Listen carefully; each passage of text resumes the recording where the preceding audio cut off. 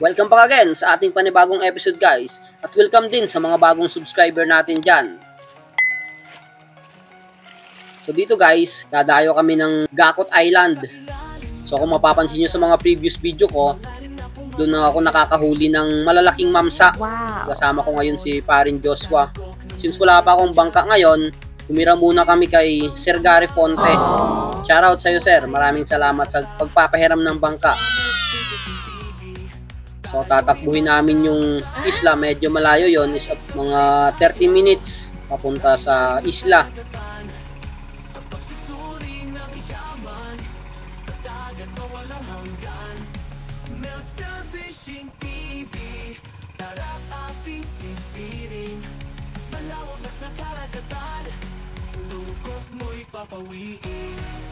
Dito sinalubong pa kami ng makapal na ulap ang uulan, pero ayos lang yan, hindi naman malakas yung alon. After 30 minutes, nandito na kami sa isla. Wow.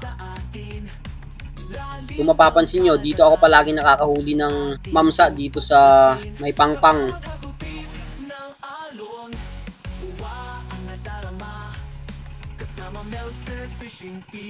Pahinga lang kami dito ng konti, tapos dive na. Diretso na, hanap na naman tayo ng isda. Anong mga pana ngayon natin dito sa isla?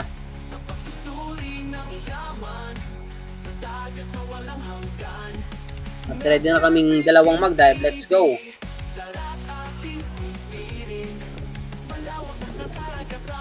So, load muna tayo ng spear gun since papunta tayo sa spot. Para along the way, makakita man tayo ng isda, ready na to spear it. And spear gun loaded. Check muna natin yung flapper.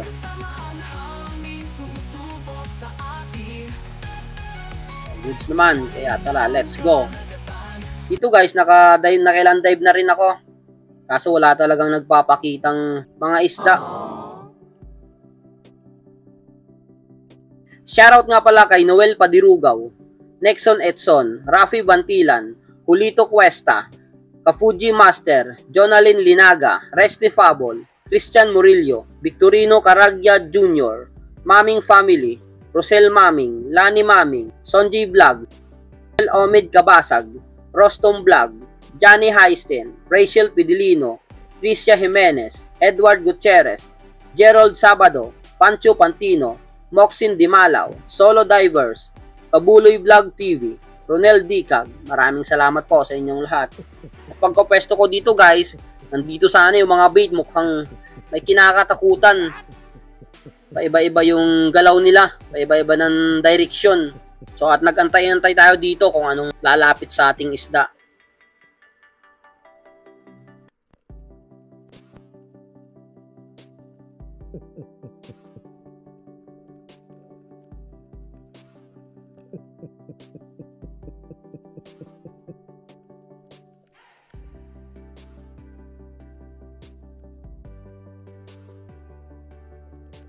At dito guys, halos maubusan na ako ng hininga.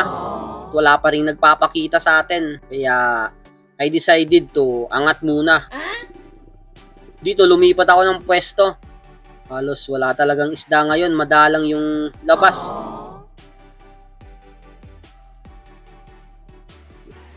At dito sa may batong yan, yung tinutumbok natin pababa, may nakita akong dalawang coral trout. Akala ko maliliit.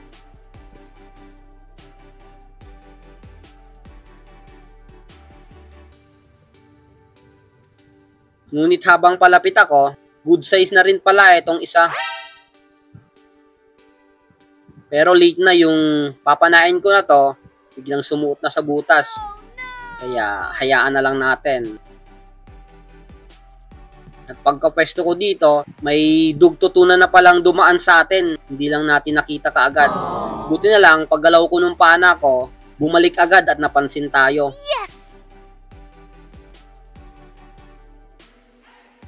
Kaya pagka-close ko ng gap, tinira ko na to.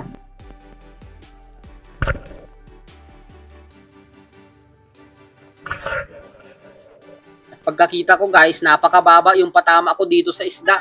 Kaya binigyan ko ng line. Kunting-kunti na lang at maupunit na talaga.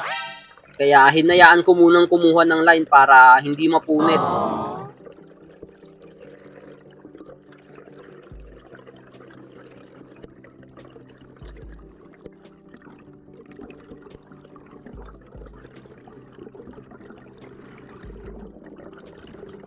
At buti na lang dito, malapit yung kabady ko, kaya tinawag ko. Ma-second shot yung isda at hindi na makawala. Sayang din, medyo malaki na tong dog to tuna. Around 3 kilos na.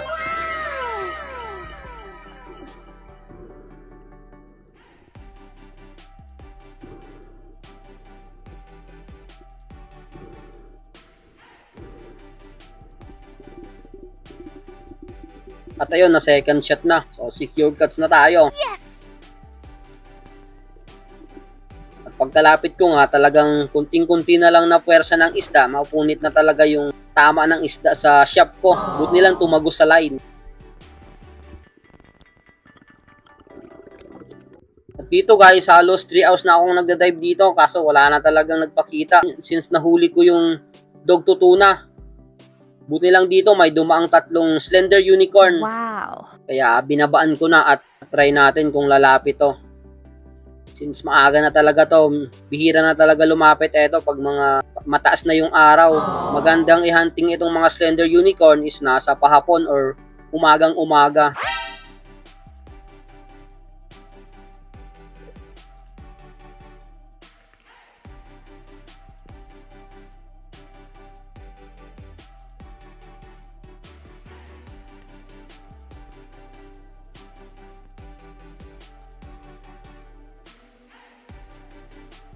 At buti lang, itong isang slender, curious na isda. Medyo mabagal lang yung lapit niya. Kaya pag kamit ko ng distance at na-close ko yung gap, tinira ko na to.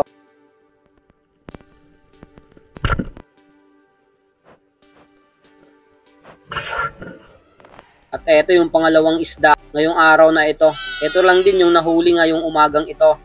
2 piraso. So goods na rin. At least may huli pa rin tayo.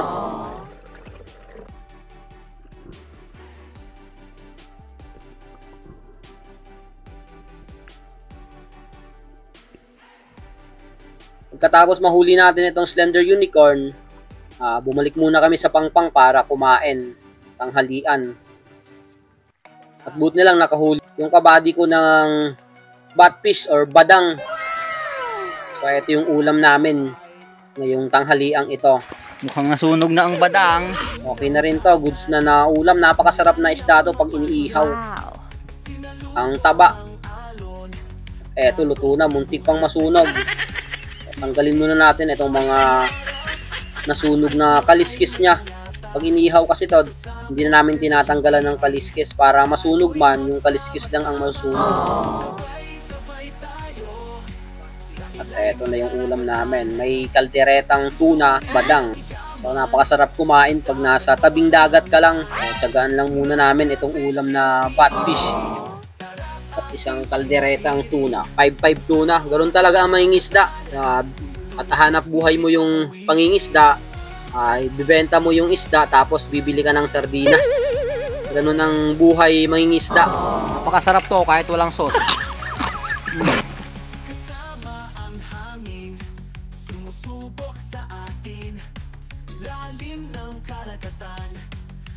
At medyo matigas yung batfish na inihaw namin. Tumigas yung laman. Pero goods na rin, masarap pa rin.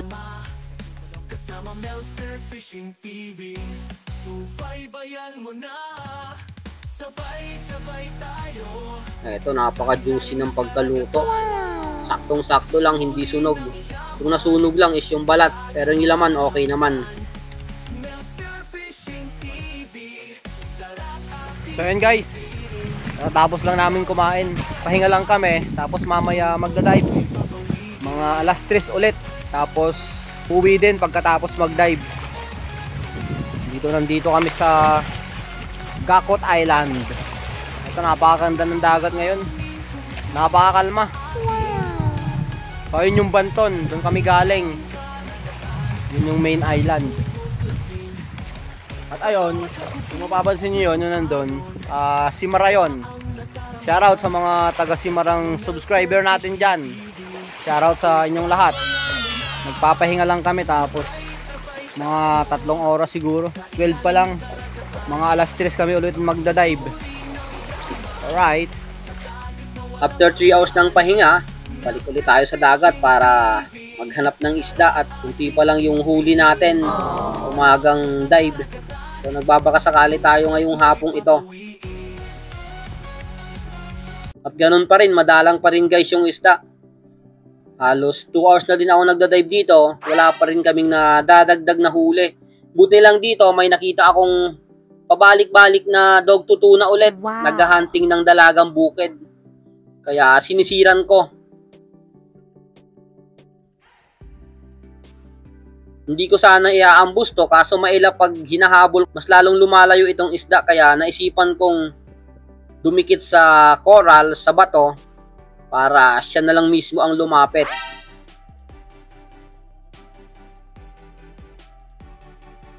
At effective naman yung ginawa ko.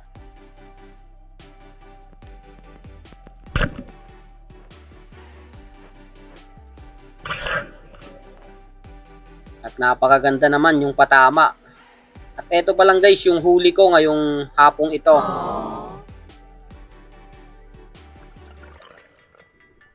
Halos kaparehas din yung nahuli na dogtutuna nung umaga. Yes! Goods na rin, malaki na rin na dogtot.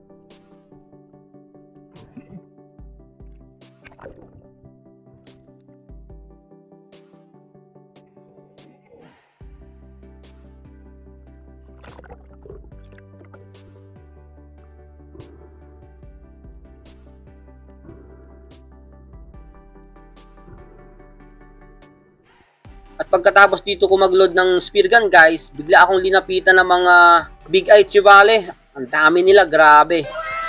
1,000 trevally siguro to.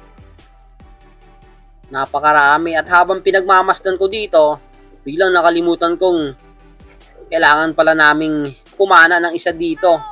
Kaso nga lang, late na. Ilang saglit pa, lumayo na sila sa akin. Napakaganda lang pagmasdan. Nakalimutan ko tuloy na panain sila sa sobrang ganda tingnan.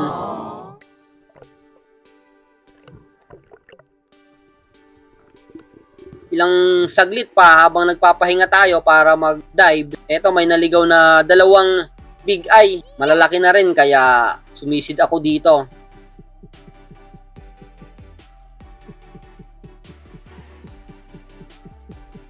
At medyo naglalaro itong 2 big eye na to. Hindi kagad ako napansin, buti nilang nagpatunog ako, nag-grunting, at ayun, lumapit naman. Yes!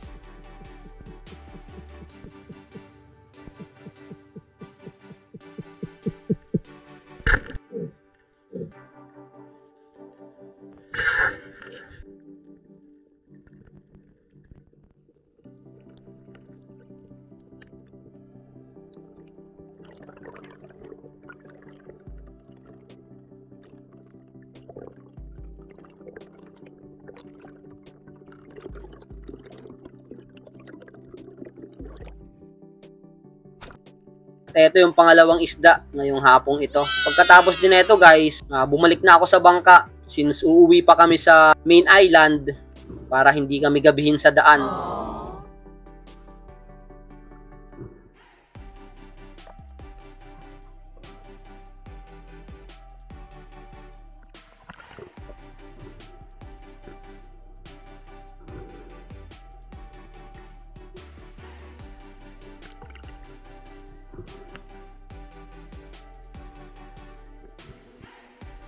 At pagkarating ko dito sa bangka guys, nandito na pala yung kasama ko, nag-aantay na rin. Since magpapatakbo pa kami papuntang main island ng 20 to 30 minutes. Medyo matagal-tagal din. Kaya inagapan na namin at baka maabutan kami ng dilim sa dagat. At eto yung mga huli niya. Isang slick unicorn, saka isang midnight snapper, saka 2 sturgeon fish. Goods na rin. May 2 dog tuna tayo, saka isang big eye, saka isang slender. Ayos na rin to. At least may huli pa rin.